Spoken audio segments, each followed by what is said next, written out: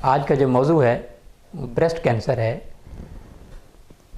Cancer جو ہے تقریباً 100 قسم کا کینسر ہے، اور گائے بگائے میری کینسر کے حوالے سے بات ہوتی رہتی ہے، کینسر کا علاج، احتیاطی تدابیر۔ آج جو بریسٹ کینسر ہے اکثر میری ماؤں، بہنوں، بیٹیوں کو، خواتین کو اس طرح کے مسائل ہوتے ہیں، اور وہ اندر ہی اندر چھپاتی رہتی ہیں، اور وہ کسی سے کہہ نہیں پاتی کہ میں اپنی والدہ سے کیسے کہوں گی، میں اپنے بھائی سے کیسے کہوں گی، میں اپنے خاوند سے کیسے کہوں گی، میں اپنے والد صاحب سے کیسے کہوں گی۔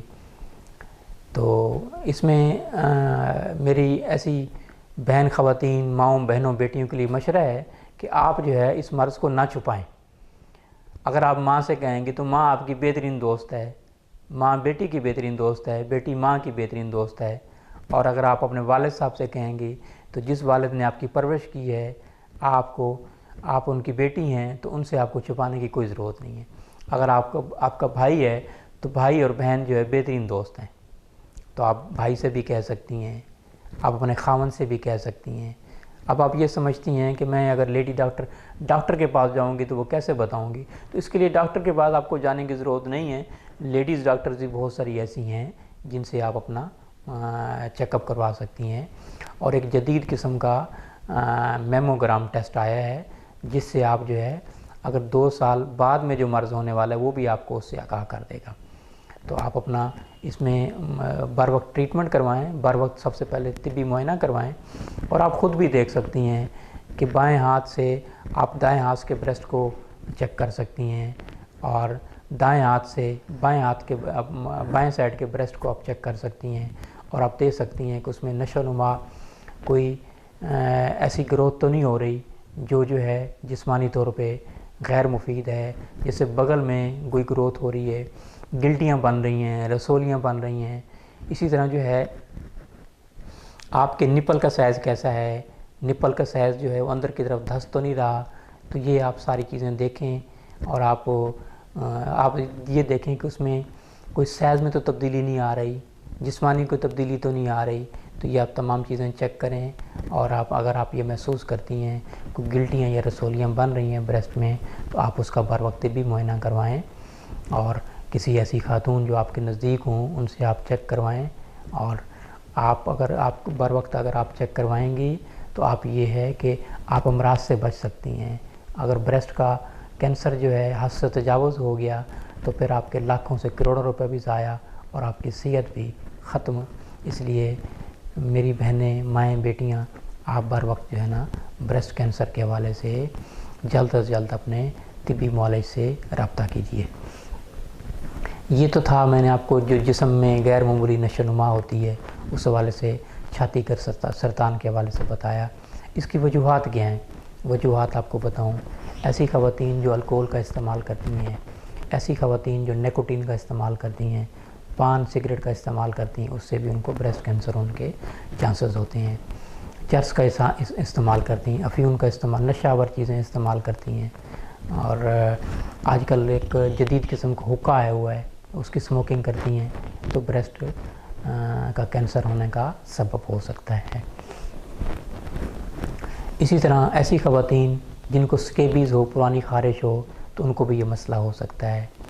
ایسی خواتین جو مرغن غذائیں استعمال کرتی ہیں، فریز فوڈ کھاتی ہیں، جنک فوڈ کھاتی ہیں، ان خواتین کو بھی یہ بریسٹ ہونے کے چانسز ہو سکتے ہیں، بریسٹ کا پرابلم ہو سکتا ہے۔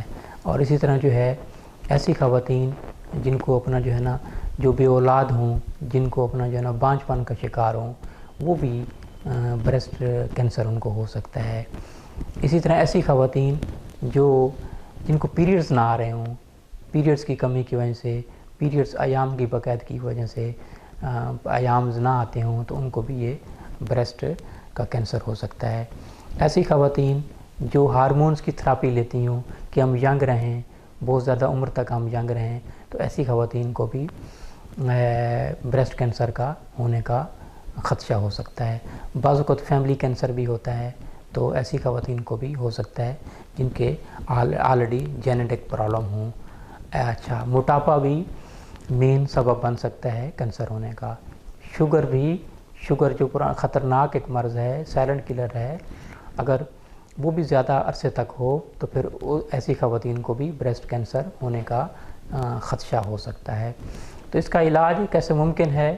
اچھا، ایسی خواتین جو اپنے بچوں کو دودھ نہیں پلاتی ہیں اور کہتی ہیں ہم ینگ رہیں، تو دودھ نہ پلانے کی وجہ سے بھی جب آپ پورا حق نہیں ادا کریں گے تو اپنا ایسی خواتین بھی بریسٹ کا کینسر کا سبب بن سکتی ہیں۔ اس کا بر وقت علاج کرائیں، میموگرام ایک ٹیسٹ آتا ہے وہ آپ کرائیے۔ اس کا علاج میں آپ کو بتاتا ہوں، طبی علاج کیا جب آپ کو یہ علم ہو۔ اچھا، ایک چیز اور بتاتا چلوں، سبھی گلٹیاں، سبھی رسولیاں، سبھی گانٹ جو ہیں ضروری نہیں ہے کہ وہ اپنا بریسٹ کا سبب بنے۔ تو یہ آپ جب اپنا طبی معائنہ کروائیں گے اپنی کسی خواتین سے تو آپ کو بر وقت علم ہو جائے گا، آپ کو معلوم ہوگا کہ یہ رسولی ہے، گانٹ جو بن رہی ہے کیوں ہے، کیا وجہ ہے اس کی۔ اگر بریسٹ کینسر ہو بھی جائے، آپ کو علم بھی ہو جائے، تو اس کا اللہ تعالیٰ نے قرآن مجید میں بھی ذکر فرمایا۔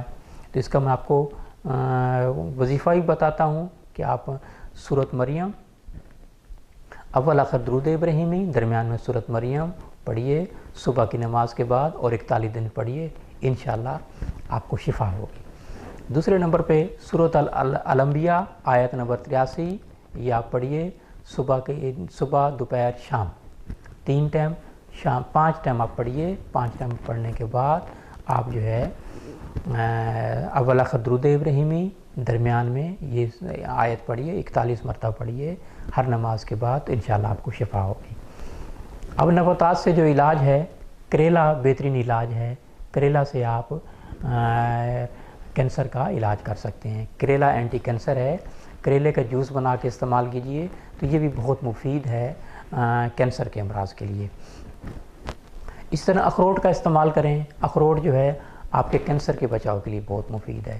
لہسن کا جوشاندہ بنا کے استعمال کیجئے، لہسن دودھ میں ڈال کے استعمال کیجئے، لہسن یا اونٹنی کا دودھ استعمال کیجئے تو یہ بھی کینسر کے امراض کے لیے بہت ہی مفید ہے۔ ہلدی کا استعمال کیجئے، یہ بھی بہت مفید ہے۔ اسٹرابری کا ملک شیک بنا کے پیجئے، یہ بھی کینسر کنٹرول کرنے کے لیے بہت ہی مفید ہے۔ اونٹنی کا دودھ، اللہ تعالیٰ نے اونٹ کا قرآن مجید میں ذکر فرمایا ہے کہ اونٹ جو ہے یہ بے شمار بیماریوں کے لیے شفا ہے، تو اونٹنی کے دودھ کا استعمال کیجئے تو یہ کینسر کے امراض کے لیے بہت ہی مفید ہے۔ بہت شکریہ۔